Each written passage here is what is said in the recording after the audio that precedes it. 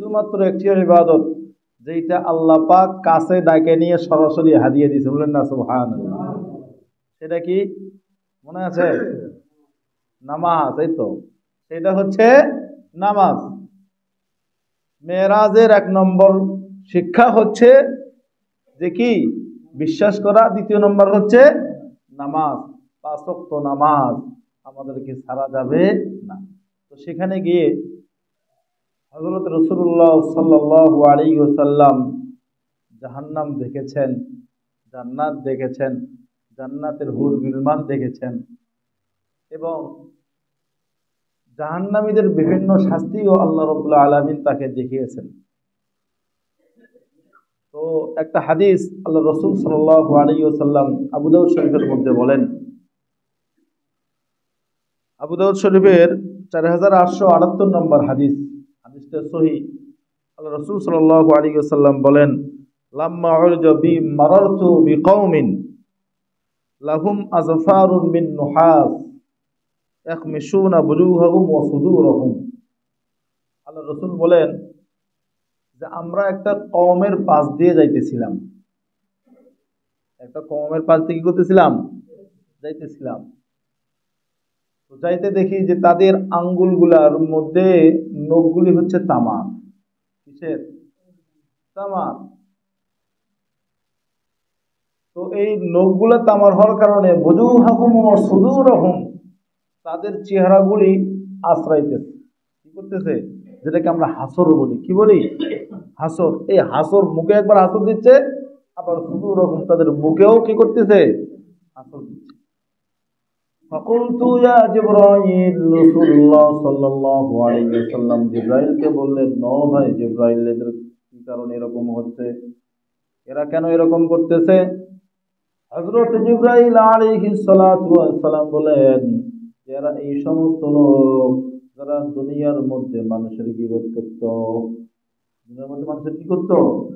গীবত করত, মানুষের দোষ অন্বেষণ করত। এই হাদিসের পরিপ্রেক্ষিতে সূরা হুজুরাতের 12 নম্বর আয়াতে আল্লাহ রাব্বুল আলামিন বলেন, ইয়া আইয়ুহাল্লাযীনা আমানু ইজতানিবু কাসীরাম মিনাজ যন। ইয়া আইয়ুহাল্লাযীনা আমানু, হে ঈমানদারগণ, ইজতানিবু, তোমরা বেঁচে থাকো, কাসীরাম মিনাজ যন, অনেক রকমের ধারণা থেকে তোমরা বেঁচে থাকো। মানুষের ব্যাপারে এমনি একটা ধারণা করিও না। ইন্না বা'দাজ যন্নি ইসমু ওয়ালা তাজাসসু ওয়ালা ইয়াগতাব বা'দুকুম বা'দা। ইন্না বা'দাজ যন্নি, কেননা অনেক রকম ধারণাগুলাই, ইন্না বা'দাজ যন্নি ইসম, অনেক ধারণাই হয় গুনাহ। কি হয়? গুনাহ। অর্থাৎ অনেক রকম ধারণা আপনি করছেন কিন্তু এটা সত্য নয়, এটা গুনাহর কারণ হয়ে যায়। ধারণাটা কিসের কারণ হয়ে যায়? গুনাহর কারণ হয়ে যায়। এজন্য আল্লাহ পাক বলছেন, হে ঈমানদার বান্দারা, তোমরা এই ধারণা থেকে বেঁচে থাকো।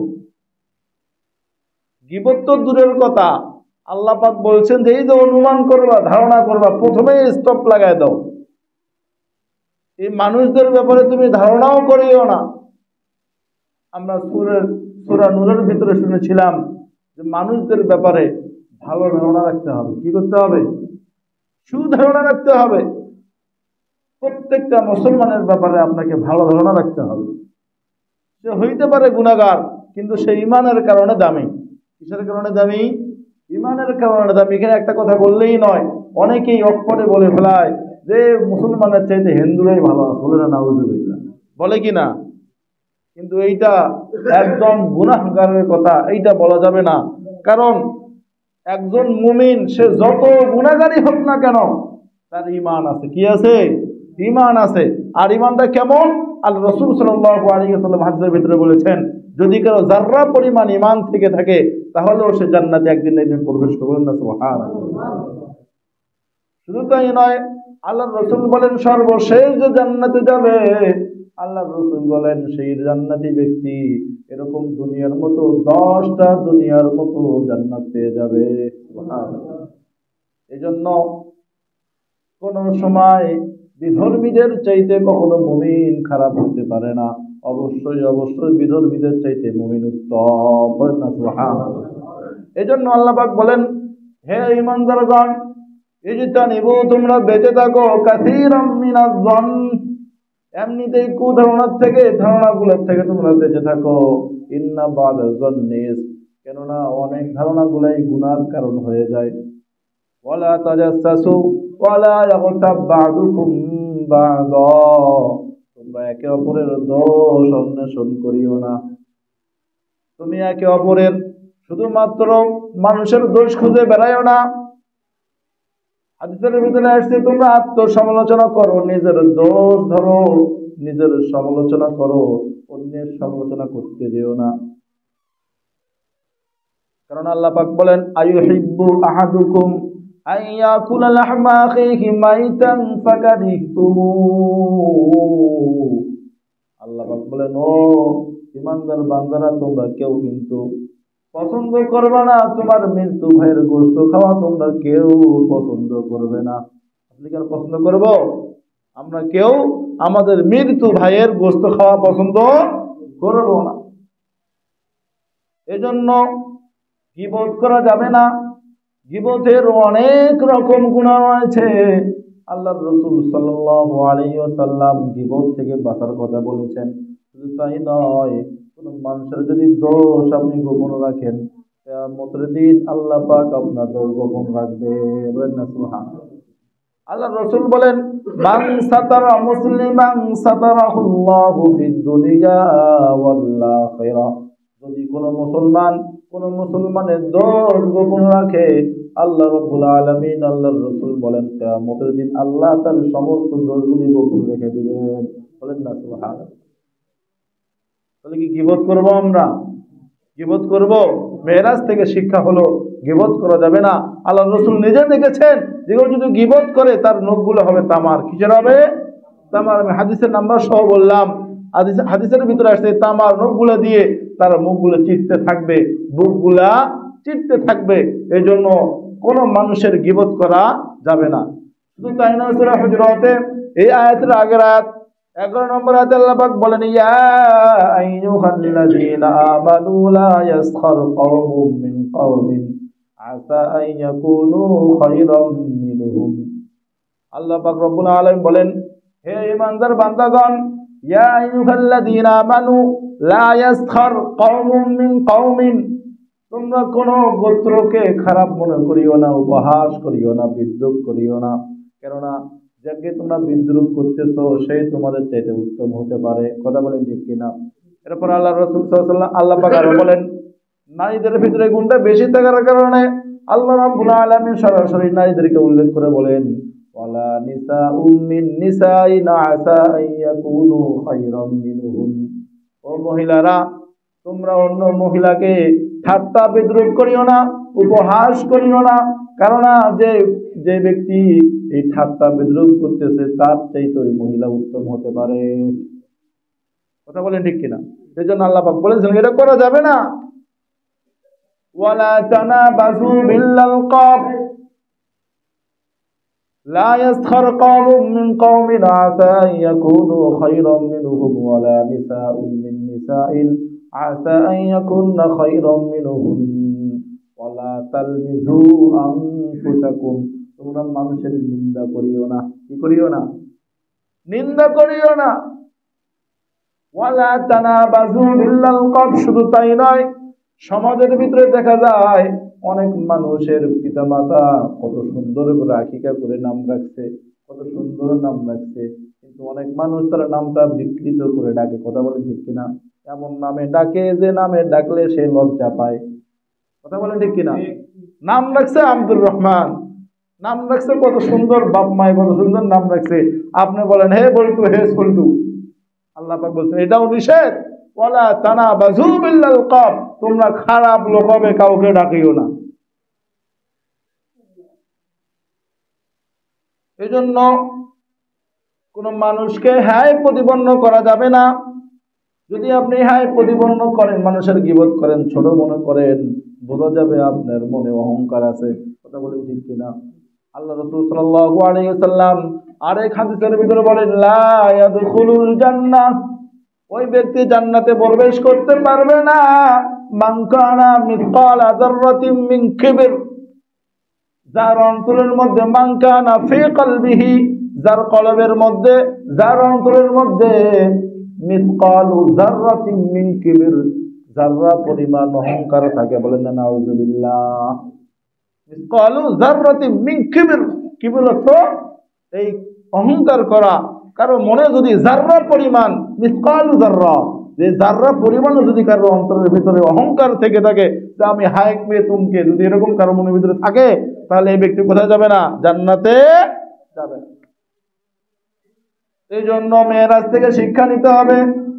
মেয়েরাজ অর্থই শুধু খিচুড়ি খাওয়া নয়, মেয়েরাজ অর্থ শুধু ফিরনি খাওয়া নয়, মেয়েরাজ থেকে এগুলা শিক্ষা নিতে হবে। আল্লাহর রাসূল যে আযাবগুলি দেখেছেন, যে শাস্তিগুলি দেখেছেন, ওই রকম গুনাহ থেকে আমাদের বেঁচে থাকতে হবে। যদি বেঁচে থাকতে পারি তাহলে মেয়েরাজের শিক্ষা আমরা নিতে পারবো। কথা বলেন ঠিক কিনা? আর যদি শুধু খিচুড়ি খাই, চিন্নি খাই, যদি জিলাপি খাই, ক্ষান্ত করি, মেয়েরাজে আল্লাহর নবী কি নিয়ে আসলেন, কি যা দেখলেন, কোন কি কি শাস্তি দেখলেন, সেগুলো যদি আমাদের ভিতরে আমল না করি, আমরা যদি সেগুলা প্রতিফলন না ঘটাই, তাহলে কিন্তু মেয়েরাজের আসল শিক্ষা আমাদের ভিতরে আসবে না। কথা বলেন ঠিক কিনা? এই জন্য ভাই দোস্ত বুজুর্গ, আমরা অবশ্যই অবশ্যই আল্লাহর রাসূল সাল্লাল্লাহু আলাইহি ওয়াসাল্লাম যা বলেছেন, যা করতে নিষেধ করেছেন, তার থেকে বিরত থাকতে হবে।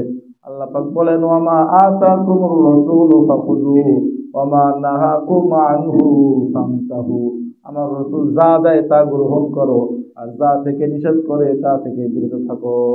বলেন না সুবহানাল্লাহ। এটা কার অর্ডার? আল্লাহ পাকের অর্ডার। এই জন্য মেরাজে গিয়ে আরো অনেক কিছুই দেখেছেন, আমরা আস্তে আস্তে ইনশাআল্লাহ সুযোগ মতো আলোচনা করে নেব। আজকে আমরা একটা গুনাহ, একটা শাস্তির কথা আলোচনা করলাম, যে আল্লাহ রাসূল একটা কওমের পাশে যাচ্ছিলেন, সে কওমের হাতে কি ছিল বলেন তো? এগুলো মুখস্থ করতে হবে। এগুলো শুধুমাত্র কাংশ করলে হবে না। হাতের ভিতরে কি ছিল বলেন তো? নখগুলো ছিল তামার, সেগুলো দিয়ে মুখগুলো আঁচড়তেছিলেন এবং বুকগুলো চিত্তেছিলেন। কেন চিত্তেছিলেন বলেন তো? কেন চিত্তেছিলেন? গীবত করার কারণে। কিসের কারণে? গীবত করার কারণে। আপনার দোষ যদি আপনি দেখেন, কোন মানুষের দোষ একটা হয়ে যায়, আপনার চোখে যদি দেখেন যে ব্যক্তিদের দোষ করতে, আপনি তাকে আউটেলে নিয়ে গিয়ে, আপনি তাকে এক্সট্রা করে ডেকে নিয়ে তাকে আপনি বোঝান যে ভাই তোমার এটা দোষ, তোমার এটা দোষ, তুমি এটা ভালো হয়ে যাও, এগুলো করিও না, এগুলো তুমি করিও না। যদি এটা করতে পারেন, আজকে দেখেন একজন ভাইয়ের আপনি দোষ গোপন রাখলেন, আপনি তার সম্মানটাকে লক্ষ্য করলেন, আল্লাহ রাব্বুল আলামিন কিয়ামতের দিন আপনার সম্মান রক্ষা করবেন না। সুবহানাল্লাহ। এটা রাসূলের হাদিস আমি শুনাইলাম, যে ব্যক্তি কোন মুমিনের দোষ দুনিয়ার ভিতরে গোপন রাখবে, আল্লাহ পাক তার আখিরাতে তার দোষ গোপন রাখবে। এজন্য আমরা কারো দোষ বলবো না, কারো দোষ বলবো না, কারো অন্যায়গুলি দেখলে আমরা শুধরানোর চেষ্টা করব, তাও সেটা গোপনে, সবার সামনে না। একজন আপনি এক জায়গায় গেছেন বাজারের মধ্যে, হে অমুক তুমি বলে এটা করেছো, যদি সত্য হয় তার কি সম্মান থাকবে ওখানে? বলেন থাকবে? অনেক সময় কিছু পণ্ডিত আছে, মানে পণ্ডিতি করবে গিয়ে মানে নিজেকে এত জাহির করে যে আমার ভিতরে কোনো দোষ নাই, আমার ভিতরে কোনো কি নাই, দোষ নাই। অনেকগুলো মানুষের ভিতরে দাঁড়িয়ে আছে, তাকে যা বলে এই তুমি বলে এটা করছো, বেচারা শরমে ভরমে কিছুই বলে না, শুধু মুখ আনতে সামতে করে। কথা বলেন ঠিক কিনা? খবরদার, এরকম করা যাবে না। কারণ আপনি যদি এইটা করেন, তার যেমন মানহানি করলেন, কিয়ামতের দিন আল্লাহ পাক আপনার মানহানি করবে। তার তো মানহানি করলেন শুধুমাত্র 10-15 জন বা 20 জন বা একটা বাজারের লোকের সামনে, আল্লাহ পাক আপনার মান ইজ্জত খাওয়াবে পুরা পৃথিবীর মানুষের সামনে। বললেন নাউযুবিল্লাহ। শুধু পৃথিবীর মানুষ নয়, আদম আলাইহিস সালাম থেকে শুরু করে নিয়ে শেষ মানুষটি পর্যন্ত সবার সামনে আপনাকে আল্লাহ পাক একদম নাস্তানাবুদ করে ফেলাবেন। কথা বলেন ঠিক কিনা? এজন্য খবরদার, কোন মানুষের ব্যাপারে আমরা এরকম করব না যার দ্বারায়, যে কাজের দ্বারায় সে মানুষের মানহানি হয়ে যায়, সে মানুষের খারাপ প্রভাব পড়ে যায়, সে মানুষের মুখটা লজ্জায় ভরে যায়। এজন্য আমরা মানুষের মান সম্মানের দিকে লক্ষ্য করব বেশি বেশি। আল্লাহ পাক রব্বুল আলামিন কোরআনের ভিতরেও বলেছেন। এই জন্য আমরা চেষ্টা করব এই মেরাজের আসল শিক্ষাগুলা আমাদের ভিতরে একদম প্রয়োগ করার জন্য, কাজে কর্মে যেন আমরা প্রয়োগ করতে পারি। আল্লাহ রাব্বুল আলামিন আমাদের সবাইকে তৌফিক দান করেন। সাল্লাল্লাহু আমিন ওয়া আখির